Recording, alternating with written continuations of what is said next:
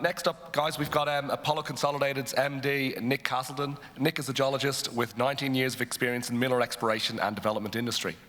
He's worked with Australian mining companies including Mount Isa Mines, Parilla Mines, MPI Mines, Lion Ore and Breakaway Resources in various exploration, geological and management capacities, and has had operational experience in Africa, North and South America and across Australia. His particular experience is in gold, nickel and base metal exploration business, and participated in the discovery and delineation of new gold and nickel sulfide systems that have progressed all the way through from feasibility studies to starting of mining. Please welcome Nick.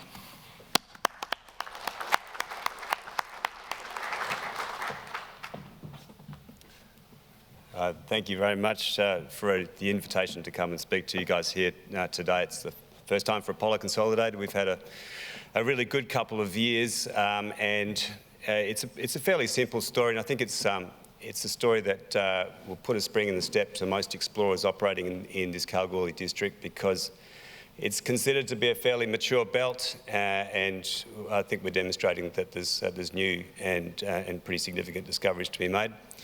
We're an entrant to the Million Ounce Club. We've done it in a fairly traditional manner.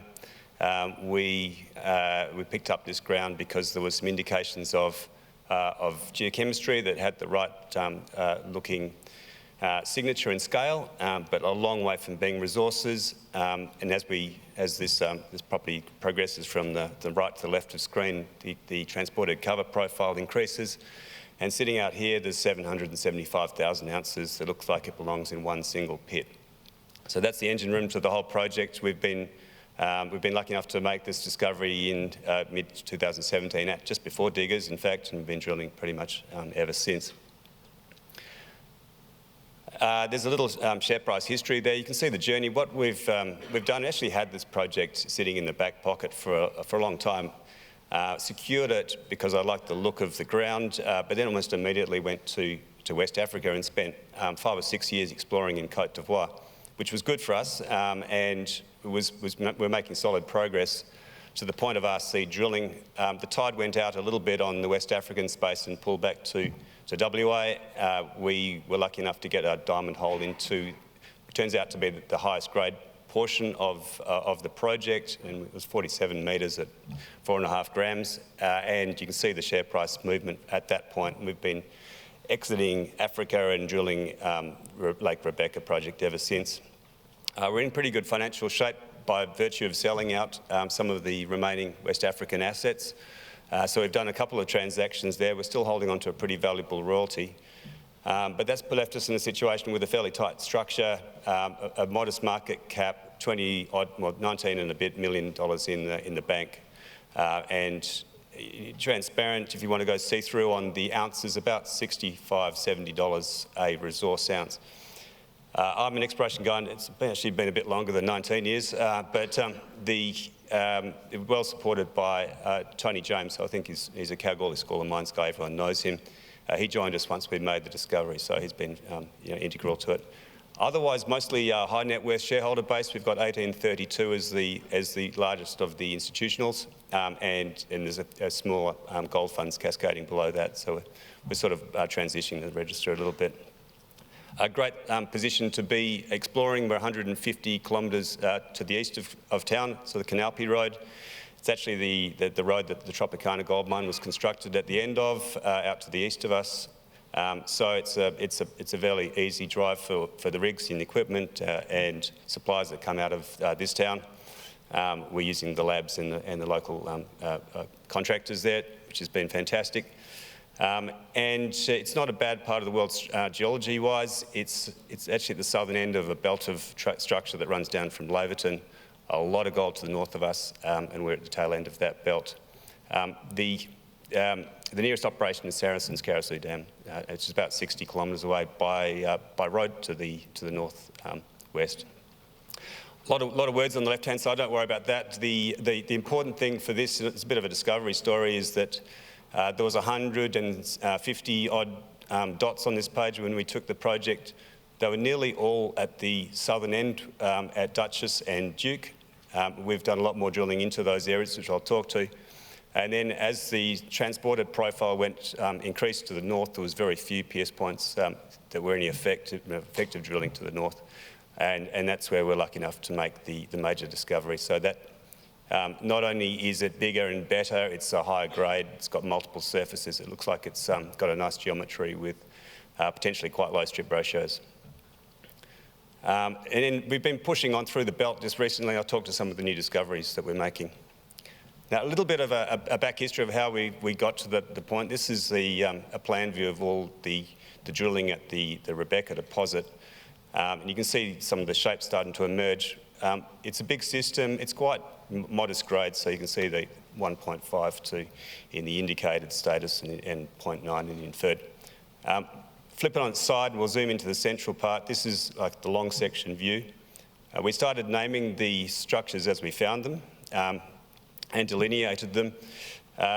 Gave the entire database in February this year to the resource geologist who gave us a block model, gave the block model to the engineers, and they generated this pit using Australian 2250 gold price and normal OPEX parameters. And it's a pretty big hole. So we only reported the ounces that fell inside that hypothetical pit. In total, it's about 1.7 kilometres long. It's about 300 metres deep. It's a pretty serious hole in the ground. And you can see that the block model extends outside of those shapes. So it's a pretty serious hole. It was quite clear from the drill out and the amount of the lack of drill information below those shapes that we needed to do more drilling. So from February this year, we've had another 30,000 metres of RC and diamond. Now, we knew we could make it bigger because there was no information below the pits. That's coming along nicely. These yellow pierce points are diamond tails from the base of RC pre-collars, mostly true width type intercepts, and it says that the system's going to deliver more ounces of similar sort of grade below what we have above us. So it's very much alive and well. The RC drilling elsewhere along the surface has been predominantly internal to the pit, building confidence in the inferred material, but we've also made some good intercepts in areas that will, we expect, change the shape of the next optimisation, add some ounces. Just a little animation. Come and see me in the booth. I'm happy to spin this around, but it's an interesting bit of geology. The point here is that everything dips to the west. It's wide open below the grey shape that is just this conceptual shell, and you can see some of the new drill holes extending below the model. When you slice and dice it, it looks pretty doable in terms of potential strip ratios. It's got the benefit of high grades. You can see some of the intercepts on the left-hand side there. That's the Jennifer lode system. It's a pretty robust block of grade. Going northwards, we start to pick up multiple structures and the strip ratio starts to decrease. And by the northern end, it's a pretty laid over, planar looking tabular feature. And they're pretty much true with the intercepts that I've listed there. Metallurgy doesn't look like it's going to be too demanding. It's a disseminated sulphide system in a granodiorite gneiss. It's a bit unusual as a host rock. Because you're seeing sulphides, the question gets asked on metallurgy. We've done a series of bottle roll tests that have given us 93, 94% recovery. There's free gold and a couple of sulphide species. It certainly looks as though that the free gold component should come out into gravity as well. Beautiful core. We think it's going to stand up really nicely in pit walls. Almost no core loss along the journey.